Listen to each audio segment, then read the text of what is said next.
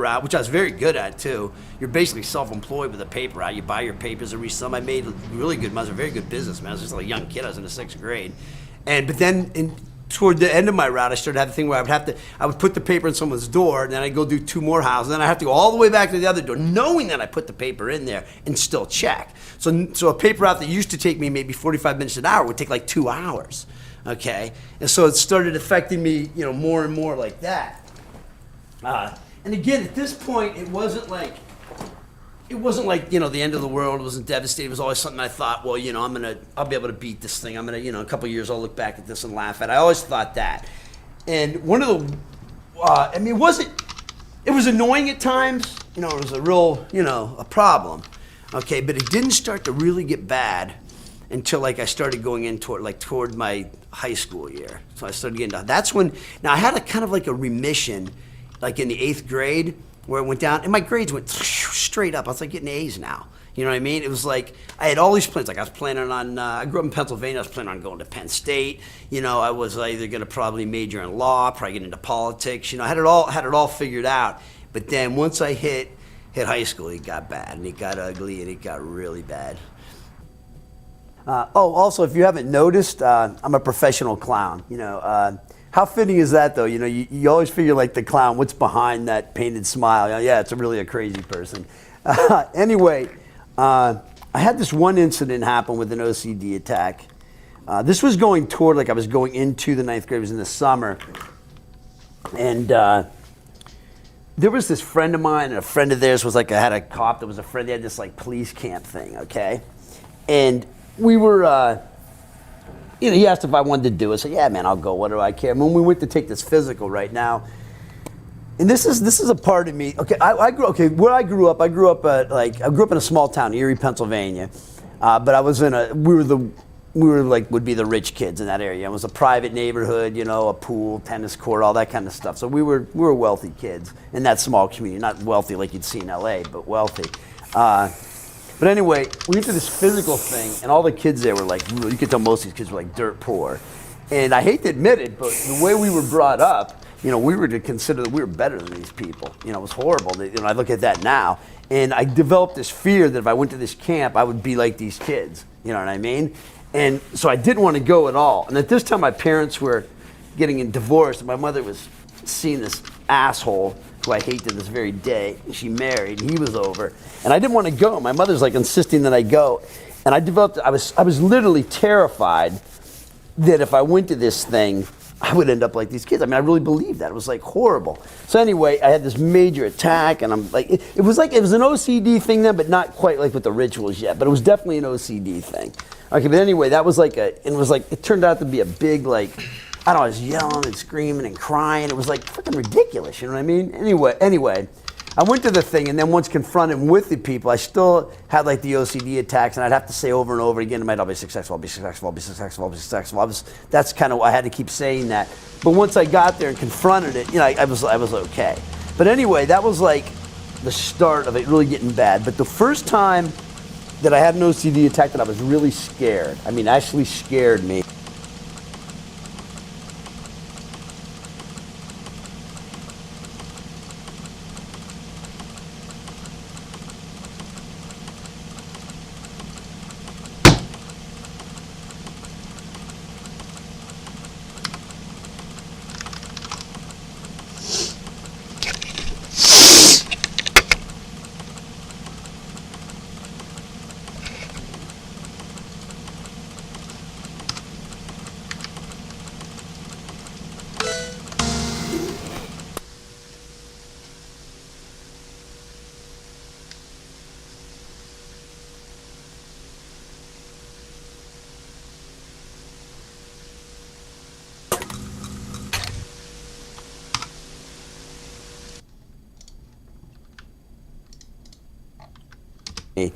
Was I just got back from the beach, and my friends and I were riding home on our bikes, and football was really big where I came from, this town in Pennsylvania, and Pennsylvania was really big at football back in those days, without equipment, it was really and I went to one of the best football schools in the state, we were ranked second in the state my junior year. We were one of the best schools in the state, a small school though.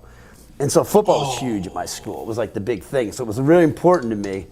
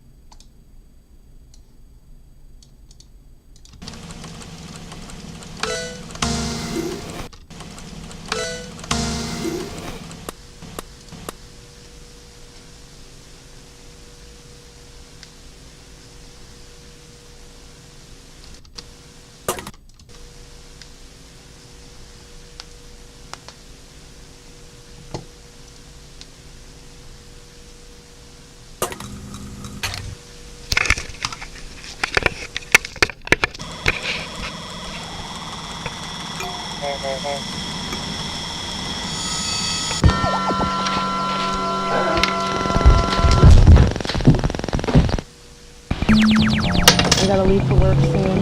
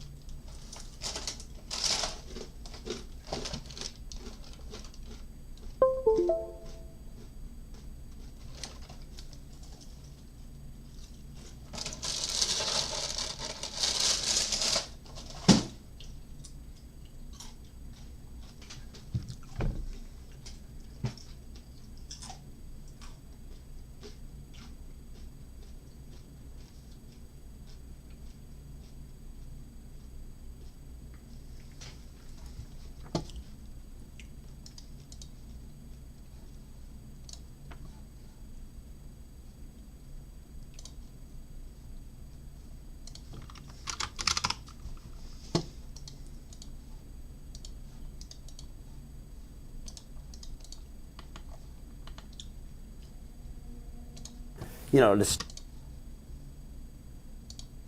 start on the football team. And I played in 8th grade. I started, I had a really good season. And I was like an up and comer.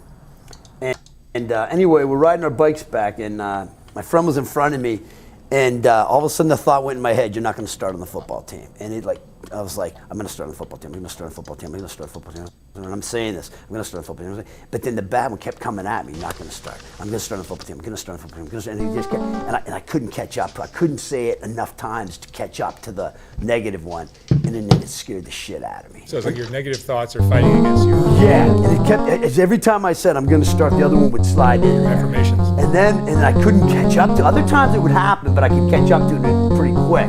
This time I didn't. And then finally when I caught up to it, then I was like, oh shit. I was like, dude, I was like, you better stop this. You better knock this off because this will get out of control now. You better just stop doing this, okay?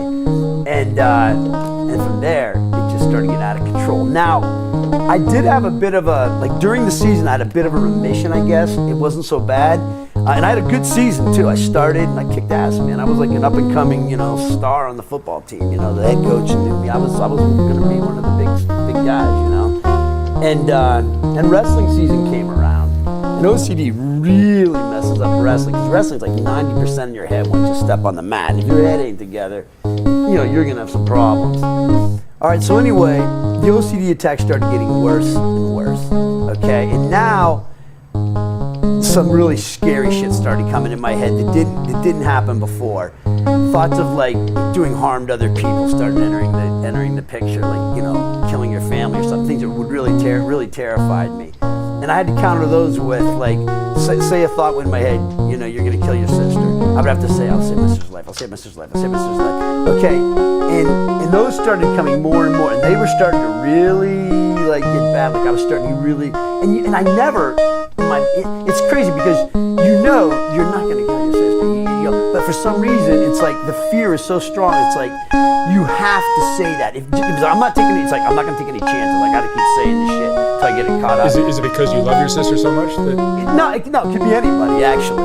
That's part of it, but it could be my sister, my brother, and it could be a guy on the street. Anybody this could come in, you know. It really didn't have anything to do with it. I mean, maybe a little, but not really. It could just be anybody. And you'd have to counter it. All right, so you'd have those thoughts, okay, and you would have to counter them by saying the positive thought. And if you didn't, then you would go and like kill this person or something. Now you know that that's ridiculous. You know, and you're constantly in a battle with yourself, saying this is stupid. It's ridiculous. You know that. You know it makes no sense. You know that. Why am I saying this? Okay, and then you're like, and then you think, am I crazy? And then you think you're crazy. That's even worse because oh my God, what if I'm crazy? You know, and you know it makes no sense. It's ridiculous. It's stupid. Saying this is not going to change a thing. Okay, but the fear is so strong. You have to keep saying it.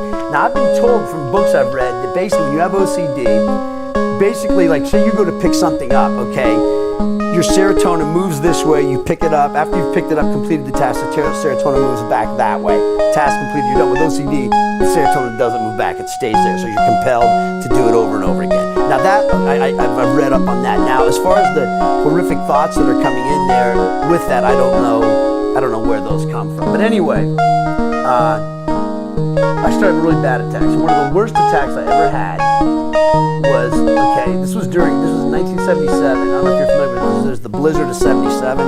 Like Buffalo was like, it was like for like, I don't know, like a week and a half or something, like snowed constantly. You know, they had to bring the National Guard into Buffalo. We were in Erie. Erie's like between Buffalo and Cleveland, and I think Pittsburgh south of there. But we got hit with the snow too. We were out of school for like a month. A massive snowstorm. And this was one morning, okay, I got up out of bed, somehow I made it out. Now I was getting to the point where it was hard to get out of bed, because I'm doing that thing where I got to have the right thought again. And I was standing, I went and looked out the window, you know, the snow, it's everywhere.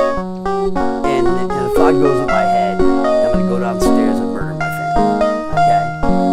And it scares me so right away, you know, I'm going to save my family's life. And then come back and save my family's life, I'll save my family's life. And I kept saying, but the bad thought just kept coming in and coming in. And the more that it comes at you, the more stressful it is. And the more stressful it is, the more the OCD kicks in even more. Before long, I'm terrified, man. I'm like, next thing I know, I'm stuck by that window. Actually, I wrote a book about this, and that's one of the chapters is stuck by the window on a snow day. And before long, I'm like terrified. I'm gonna murder everybody. I'm gonna go down. I think actually my sister and I were the only ones there, but I think I'm gonna go down and murder her or what.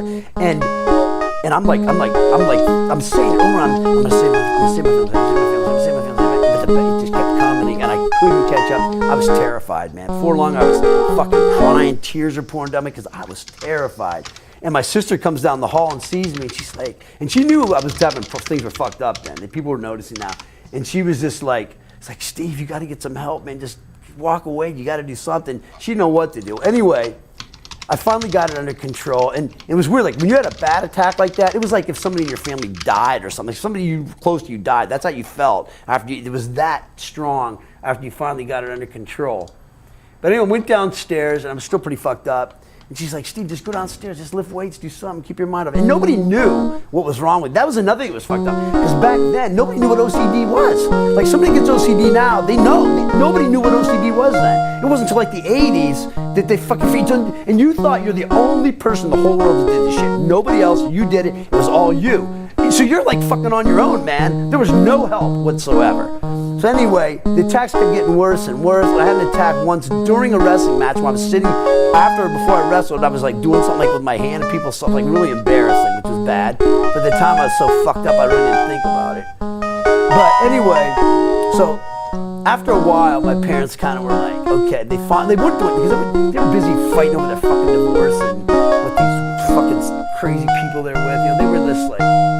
And the thing was, you know, the only thing that keeps me sane, I think, today is when I was a little kid, I had a great childhood. I mean, I had everything, man. Good, loving parents, the pool, the house, it was like the American dream. And I think that's the only thing that keeps me sane today. All right, now, like I said, it was getting really bad at this point, and my my cousin John was overstaying. He was going to school in Gannon then. He's a really cool guy, and the whole household's falling apart now. Everything's a wreck. It's my sister, me with my dad, my brothers went with my mother, and my stepfather, and we got this crazy bitch in our house. And anyway, there's a show on television called Violence in America. Now, when I was younger, I loved that show. I used to love 60 Minutes. I was like really into like education when I was a kid. I was like a brilliant debater. Even as a little kid, I used to like do these debates in school and bury people. And the show Violence in America comes on. It's showing me like these serial killers, and they're talking about horrific things they're doing. And obviously with OCD now, I'm freaked out. Okay, it's really bothering me. My dad noticed it was bothering me while I was watching it. He said, maybe you should just go through that. But then I had to keep watching it because the next part was going to be about like little league kids playing little league football in the inner city and the violence there. But like for some weird reason, that was okay. Okay, so I had to watch that to offset like, Charles Manson and these sick fucks. You know what I mean? It's like violence in football was okay. You could do that. It was just that's how OCD is. It makes no goddamn sense. It makes no sense whatsoever. Okay, anyway, so I'm watching this show, and it's like really getting to me. And obviously I'm having OCD attacks. Well, anyway, I finally go up to bed, and I'm laying in bed. And of course, you're going to be a killer, you're going to be a murderer, you're going to be just like those guys. I kept saying to myself, simple life, simple life, simple life. I had to keep saying it over and over again. And then, like, images started showing. Like I literally saw, like, Charles Manson right in front of me looking at me. Look, and I'm, like, fucking terrified. Then I would have to think of, like, sports characters, Jack Lambert or, Joe Green or whatever, to offset the image of this guy over and over while I'm saying this. Then my cousin John finally came up. And like he yelled at me, like, be quiet, because he was trying to sleep. And then I had to say it to myself real quiet over and over and over again. And I didn't sleep all night. It's in rituals all fucking night. Fucked up, I'm terrified I'm going to be a mass murderer, whatever. So I go to school the next day. I had an algebra test. At that time, I think I had a B in algebra, because math was usually pretty easy.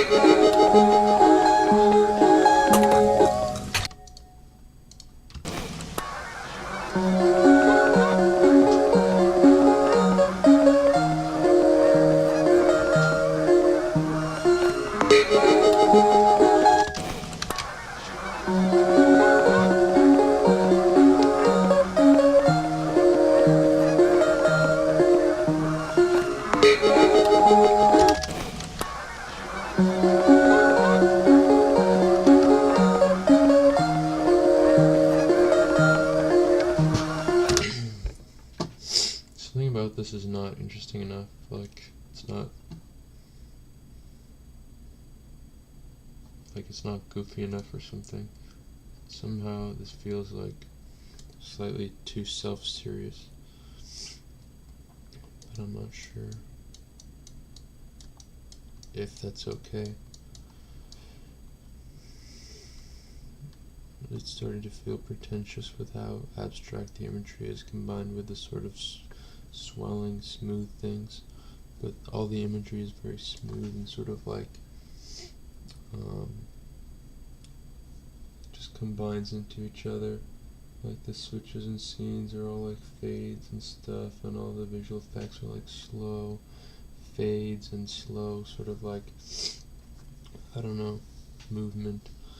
So it makes sense that the music would be this ambient sort of waves, but somehow it ends up being slightly self-serious when I wish I could come up with a more dynamic like soundtrack to it, like a more like drum sounds, and like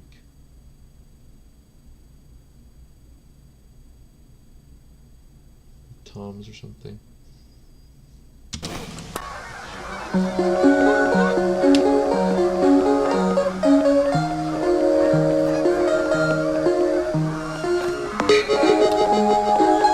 Something about that click is not hitting for me.